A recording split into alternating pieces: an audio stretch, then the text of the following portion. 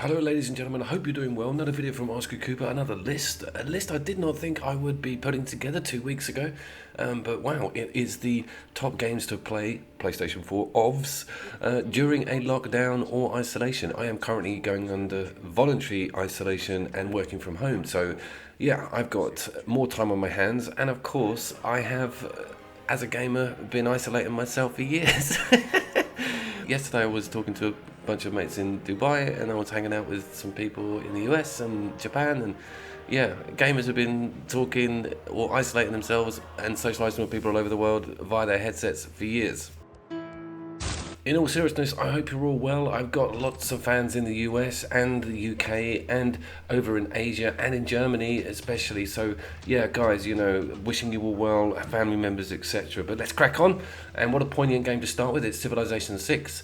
We might be rebuilding ours soon, so it's good to look at some games that go through the motions. This one I was a fan of a very, very long time ago when it was in its early stages over on the PC. And I was very into games like Populous, Megalomania. I'm a big old school God game fan, but this technically isn't a God game. It's more about building a civilization through the ranks of time and opening everything up. I do like it. Tile-based games I have a sort of weird relationship with. I'm playing one called Gladius over on the PC, Warhammer game, which is a tile-based game. I don't mind it. This one's quite interesting. As you can see, I'm in very early stages.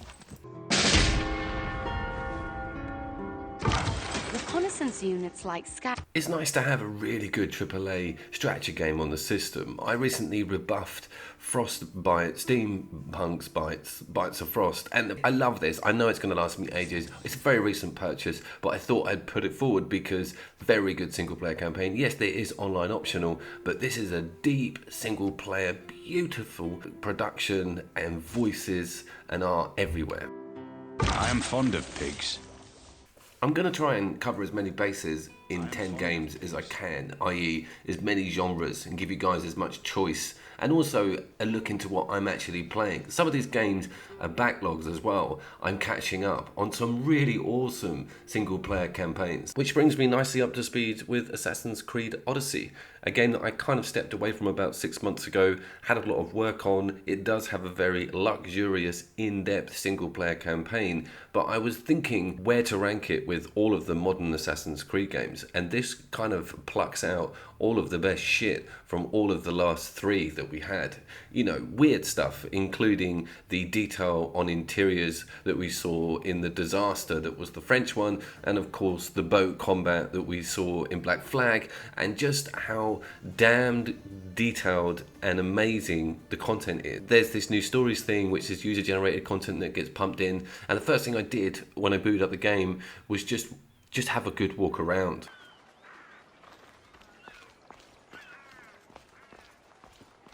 It is obviously stunning, and I've spoken about that before. It's one of Ubisoft's flagship engines, this, and this map and the way that this game utilizes a lot of the physics and the weather mechanics and light mechanics is mind-blowing. It's such a damn good game. It's up there with another Ubisoft game on this list that's coming up, but I wanted to cover Assassin's Creed because I think if you've not gone to it, or if you're a bit fatigued with the Creed series, this one will really open your eyes to how good those games can be again. It's kind of been stripped down a little bit, and they've taken a rather naughty nod from a lot of our Souls fans, so it's got some bases covered.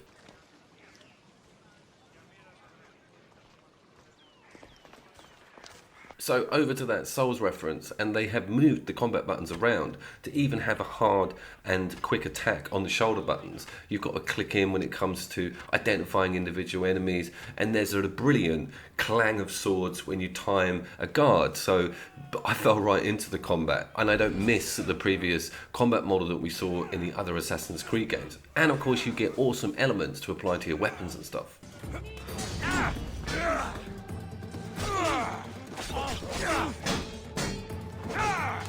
You can't outrun me! It's nice and hard as well. None of the aforementioned helps me at all. If you go like an idiot and take on a crowd, they still grot you like a dog.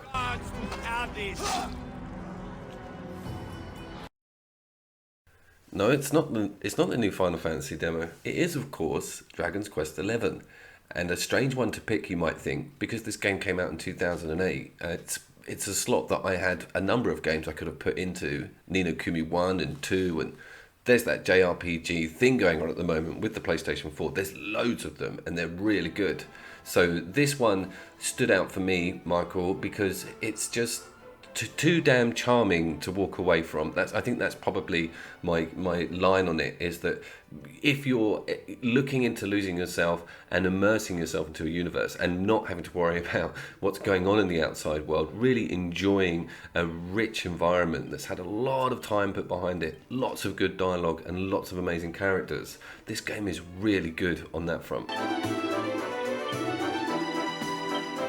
Its inclusiveness gives it a unique angle, I think, also when it comes to JRPGs. This is for the whole family, and the story hasn't got that much convolution in it or too many adult themes, and the characters really do look like they've stepped out of an amazingly rendered cartoon.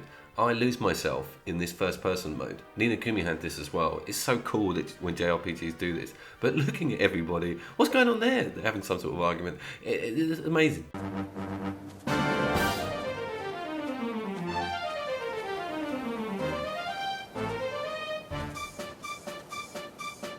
The combat system is something I've got a lot of time for. It harks back to a system that's nearly 20 years old, but it's the way that it relaxes you. It doesn't force stuff down your neck and allows you to plan things out, move people around, choose different enemies, stack up buffs. It's really incredibly layered, but looks very simple. And turn-based JRPGs can turn some people off, but this one is one of the best. And you're missing out, really. If you've never gone near a JRPG, especially a turn-based one, what with the new Final Fantasy coming up, it might be an idea to start looking at them. And this is such a good place to start. This and Ni no Kuni 1.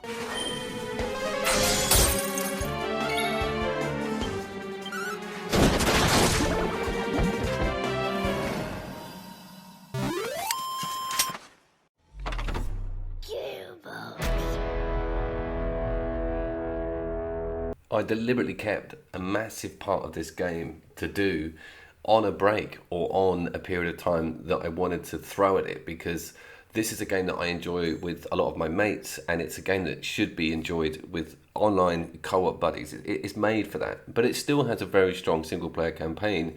But Borderlands 3, miffed me with its issues on the split screen, but I've learned to sort of move on with that now and really enjoy the campaign just online or just on my own. It's visually very good. It sounds incredible.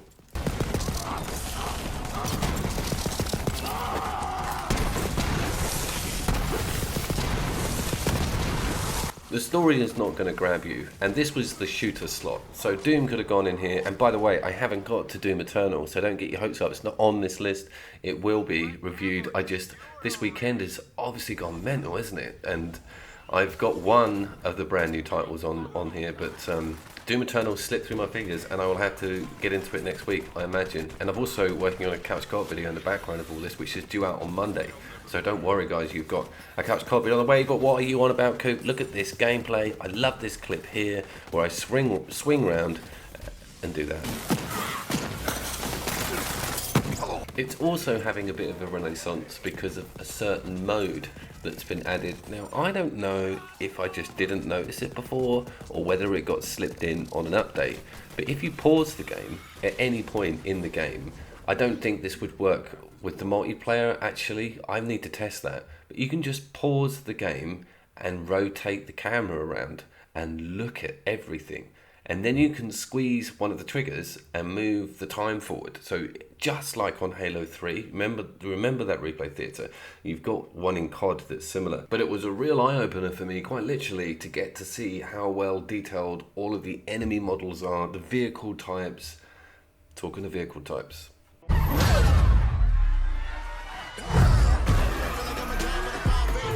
Yes, Need for Speed Payback's extraordinarily intelligent and good-looking brother, Heat, is still in my play calendar. I am bloody loving it. Oh my God, look at my Countach.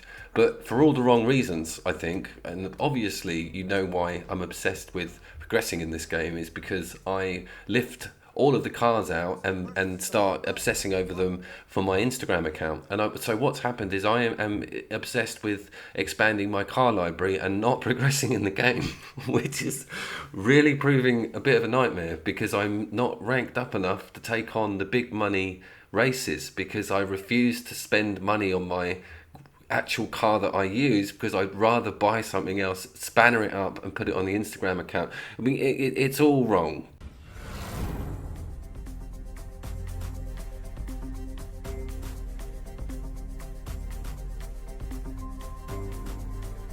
Another thing that's a bit wrong is that the music in the game has grown on me. The music's like this. It's like one of those people you get stuck with. That when you first meet them, they're the most annoying person on earth. But then all of a sudden, you realise that you miss them, and that happens with this. There are songs on here that I never thought I'd get into. I'm going to put one of them on in a minute for you because it has these moments. The game manages to have these beautifully exhilarating moments. Burnout did it. And everything just happens in the right time, in the right place.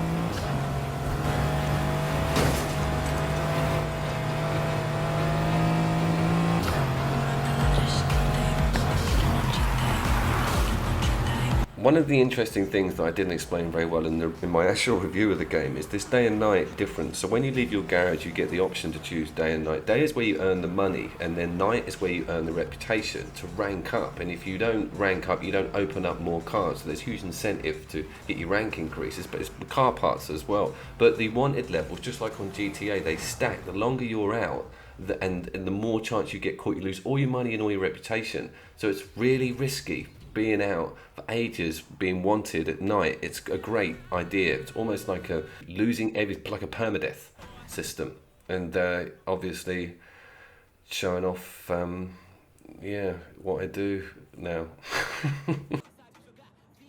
Yeah, it's been a while, and I want to talk about The Division 2 because I've had a very recent development with it, and it comes in the form of getting my 3 mates on board, well, 2 regulars, and they love it, and it's brilliant. The whole dynamics of the game have changed for me because it means that I can now use the perks or add-ons or skills or the drones, whatever the damn slot's called, for passive stuff, not always aggressive stuff. So I can set up a shield, I can start exploring all different areas of being a support character, which is really awesome. It's a whole new direction that I didn't have with the single player campaign, but don't let that take away the thing. That's another thing.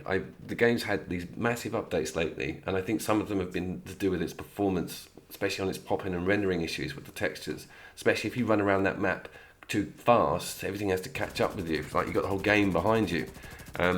That's been sorted out. It just looks beautiful. Beautiful.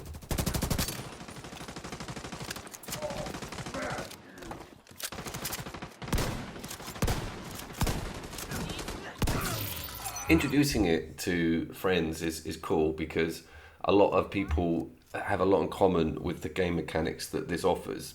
It being a looter shooter, it being a cover-based third-person shooter, it's not a die-hard game for people to get their heads around. One of the things that will stifle people a little bit is the cover mechanic and the double tapping of A and scuttling around using that cover mechanic. It's a bit like Splinter Cell, actually. It's kind of not too dissimilar to that, but oh yeah, I'm going to do a bit of commentary. Don't do that much. But this is me. This is a patrol, high level patrol. It's warned me, but I'm like, don't you warn me about something, that's a green light for me. And this is how I approach it. I shoot his bag so they're all on fire. I get that guy's explosive, so that's the second one. Also launched my drone above me, which is soaking up firepower. Now this guy's going to charge me. I'm going to make the reload. I do it. I've been playing Remnant from the Ashes, so the dodge and roll thing at the last minute, nothing. It's just nothing for me. I think that up until the area effect on this blow, I was miles away, right? Then I've run myself out of bullets on both guns. He's going for the charge, double tap triangle, pull out the pistol. That is worth isolating for. Now, having said that, Ubisoft, you are going to get a bit of a bollocking now, because I want to shout and scream about how great your photo mode is, but if you can't stick the arms the right way on to the soldiers, you're not going to sell a lot of copies. So can you get that sorted out? When I had Lego men and I would put the arms on reversible for a joke, they looked better than that. So get on the case. ASAP, I'm not joking. I forgot completely that these games are in ranked order. So they're in the order that I am spending the most playtime on. I work out my gameplay time in like chunks, and certain games will get a lot more than others. And so that's how I've ranked this. The ones at the top are getting the most, and this is still, we're in the top higher echelons of the 10 now, I think. And so Vanquish is getting completely smashed, and it's the also I had to play it last because I'm still going through that thing where I can't walk away. But that's so juvenile, isn't it? But who puts a video game on and then won't take it out of the machine and play anything else for the rest of that? It's not. I need to have more control over myself now, but again, it went on and it stayed on, so I have to do it at the end.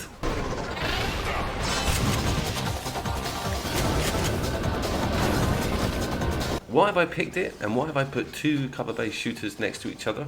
Well, I think this is something very special, this game. And if you are very new to me, then go back and have a look at some of my older videos, especially the last 10. I think Vanquish is featured twice in them. It's got so much strength in it. It's such a flawless product. It really is the perfect marry-up of a slowdown mechanic, a cover mechanic, and a third-person shooter, and a crazy Japanese universe, future, robots, weapon. I mean, I'll be here all day. I fucking love this game.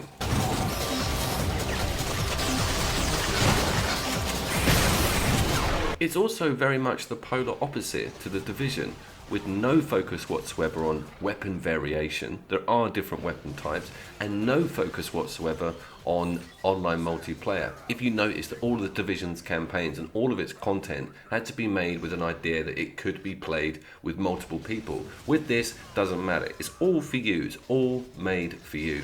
That guy died right next to me there. I was so angry about that. I avenged him. Jesus, did I avenge him.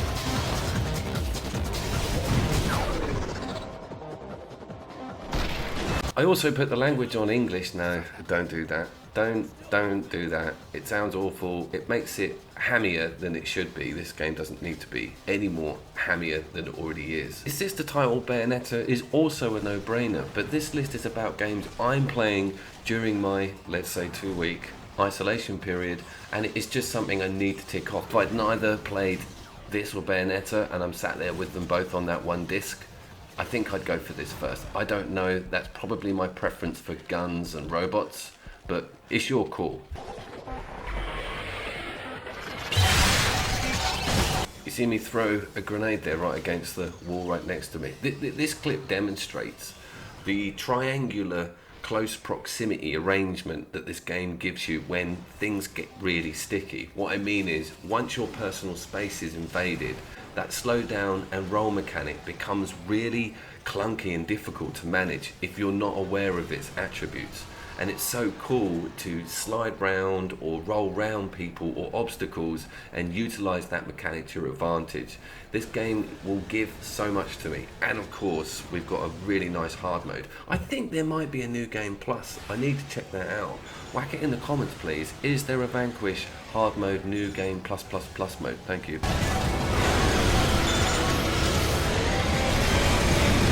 Trying to think of any other previous generation games that I would want as much as Vanquish and Bayonetta or the PlayStation 4, and I don't think there are any. I just don't think there are. I think I'm in my happy place now with this, Okami and Bayonetta.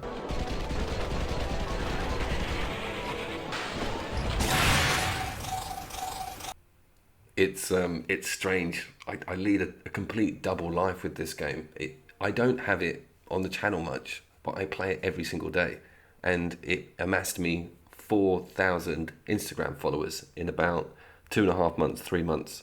They just flood in to look at the armor sets that I upload, but they also are huge fans of the game, just like me. And this one is, not for everybody. It's an action RPG which is very much rooted in a 10-year-old game model that the fans are very fond of, myself included.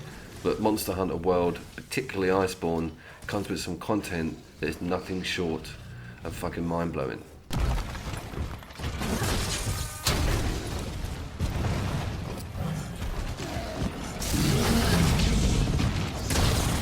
If you're completely unaware of what you're looking at, I've picked this clip because it covers loads of bases. So the monster itself is a rare edition of a previous monster from the older version of the game. It's a variant or deviant. It's called Stingeon Zenoga, and he is a particularly mean version of Zenoga. So it's already got some cool kudos there. Now I'm playing as Aloy from Horizon Zero Dawn, but not just normal Aloy, Iceborne Aloy. So she has a very particular set of skills, like Liam, but one of them includes this thing called Ancient Armory, which is terminology that's carried over from Horizon Zero Dawn and put in this. It comes in the form of an immune window, meaning that I can't get knocked over whilst that's on. Now, this is an exclusive. I can't believe this is, but this has not been on the Instagram account yet. So anybody who's following, you guys are clapping eyes on this before I've uploaded it. But this will send them crazy because it's the full set, including a pendant, which you get from slaughtering this thing countless amounts of times. So that's another layer, is that the weapon I'm using is from what's called Safijar, which is a siege quest that's brand new. I wouldn't say brand new, it's about a month. It's totally free. Massive, huge dragon in its own multi-tiered arena that you fight, and it gives you a weapon that you can mutate almost and pump in different bits to give it these perks. I mean, that's just from the footage we're looking at.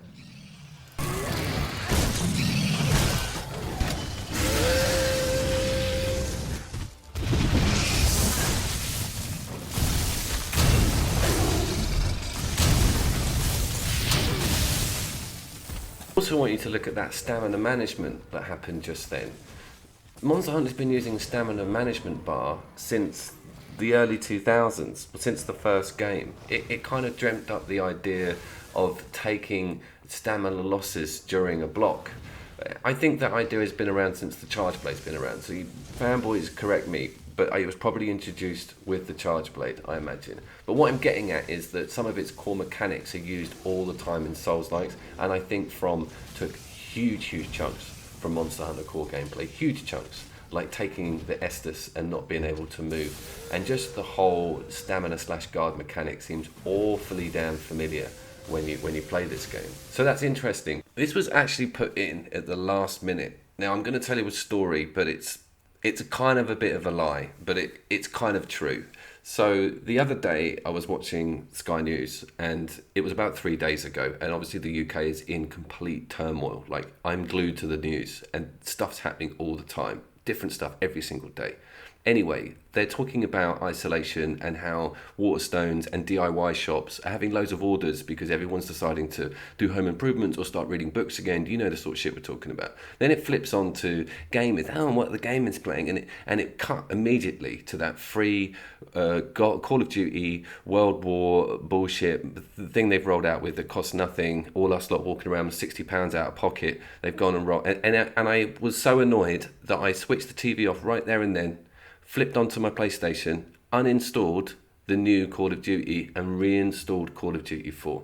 Because Call of Duty 4 is damn amazing. That zombie mode is enough for the purchase.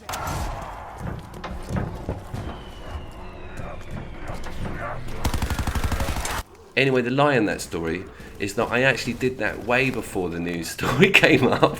I actually installed this zombie mode again and flipped the space, because I don't have enough space on my, even though I've got a whole external terabyte, I don't have enough space for 2 Call of Duty games. So yeah, let that be a lesson. Do not get rid of Call of Duty Black Ops 4, because the frickin' zombie mode, man. You had many opportunities to turn and run away. This is probably knocking around at 10, 15 quid on a pre-owned, and if you have a copy of the new Call of Duty and, like me, you want some split screen content, take it back, get this, because it's damn amazing, man. I am addicted to it single player. It is a roguelike zombie mode. You just do runs. You do runs, you get rewarded for it's not procedure generated, but yeah, the splatter mechanics are.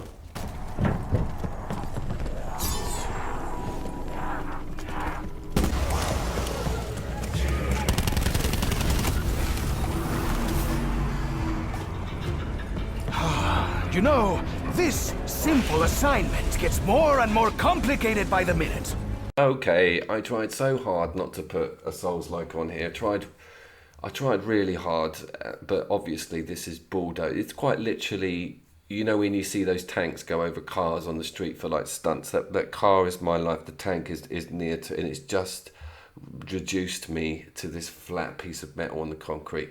Holy crap, is this game delivered? It's put another layer on top of that content. If you saw my Souls-likes video, you know I was waxing lyrical about how amazing their stamina rebirth mechanic is with the key, but now it's got this counter move on it. I won't go into it in too much detail, but I've only picked one boss fight, which is the first one, which has been around, don't worry, on trailer footage for ages, the giant horse. But I'll talk you through some of the changes and how they work, and how you can add even more depth to a combat system that's just one of the best on the PlayStation 4, like absolutely head and shoulders.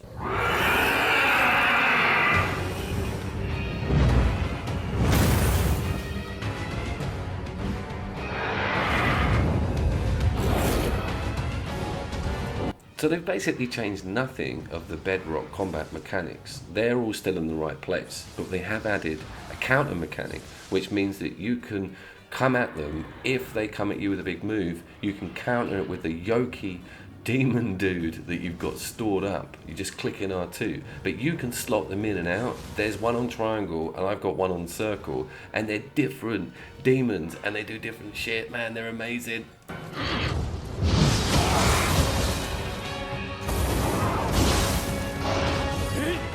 You've also got an out-and-out Devil May Cry mode, which just turns you into a full-blown monster, and that is well OP. But you have to earn it, and you will lose it.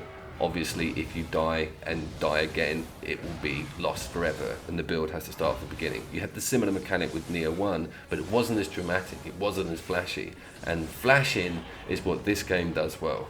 So many jokes there.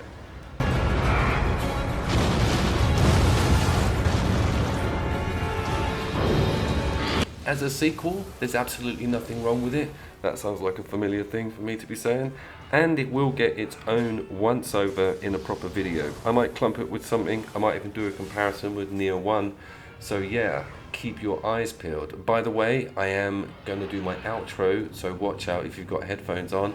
And so cool, all right? I'm at 7,500 subbers now. It's really rolling really quick. I think recent news and the isolation stuff, people are looking at more content, so it's absolutely amazing. You've got Monday is the couch co-op video. There's an old school game on there that we've all missed. Yeah!